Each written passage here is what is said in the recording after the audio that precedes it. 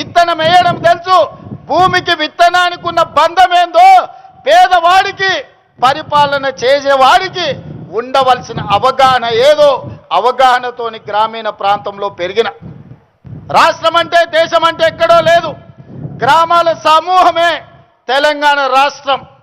12,000 పైచలకు గ్రామ పంచాయతీలు అంటేనే తెలంగాణ రాష్ట్రం. 6 లక్షల పైగా ఉండే ఈ మొత్తం ఈ దేశంలో అన్ని గ్రామాలు చిన్న చిన్న పల్లెలు కలిస్తేనే ఈరోజు భారతదేశం. సమస్యలు ఎక్కడుంటాయి, సమస్యలు ఎక్కడ పరిష్కరించాలి, ఈ అవగాహన గడీలలో ఉన్న దొరలకు లేకపోవచ్చు.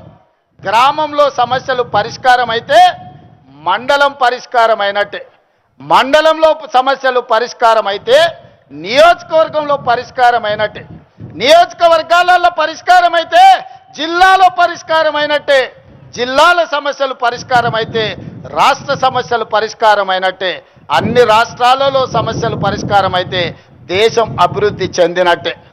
ఇప్పుడు చెప్పండి మిత్రులారా, కొండారెడ్డిపల్లిలో దళితులు, గిరిజనులు, బలహీన వర్గాలు, మైనారిటీలు, మహిళలు, పేదవాడి మధ్యలో పెరిగిన నేను, పేదల సమస్యలు తెలిసిన నేను ఆ సమస్యకు పరిష్కారం కనిపెట్టలేనా, పరిపాలన నేను అందించలేనా? పాలమూరు బిడ్డలు పరిపాలనకు పనికిరారా?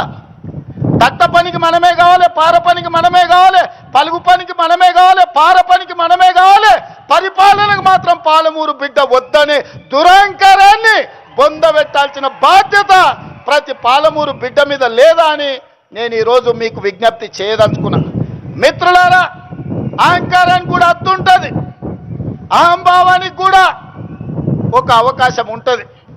అహంకారం అహంభావం పెట్టేగిపోయి గద్దరన్నను గడీల ముందల 4 గంటలు ఎర్రటెండ కూర్చోబెట్టినోని ఇవాళ మనం క్షమించాలనా?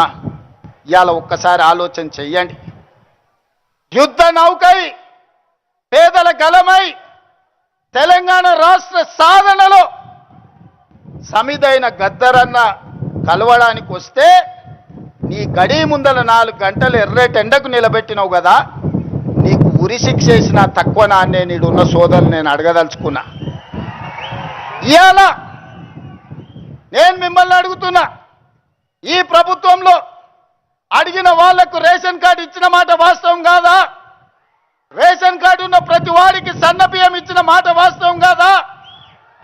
ఆనాడు 4.5 లక్షల ఇందిరమ్మ ఇల్లు నియోజకవర్గానికి 3,500 ఇండ్లు ఇచ్చిన మాట వాస్తవం కాదా?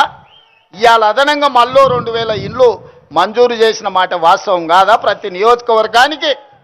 అదేవిధంగా 200 యూనిట్లు ఉచిత కరెంటు, ఆడబిడ్డల ఆర్టీసీలో ఉచిత ప్రయాణం, 21,000 కోట్ల రూపాయల రైతు రుణమాఫీ, 36,000 కోట్ల రూపాయల రైతు భరోసా, 80,000 కోట్ల రూపాయలు ఓట్లు కొనడానికి నిధులు ఖర్చు పెట్టి ఉచిత విద్యుత్తు కోసం 30,000 కోట్ల రూపాయలు వ్యవసాయానికి బట్టి గారు ఖర్చు పెట్టిన మాట వాస్తవం కాదా?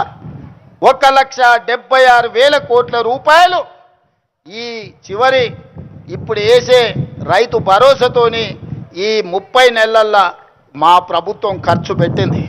సరాసరిన 5,600 కోట్లు ప్రతి నెల మేము ఖర్చు పెడితే 10 ఏళ్లలో మీరు ఖర్చు పెట్టింది ఏందో లెక్కలు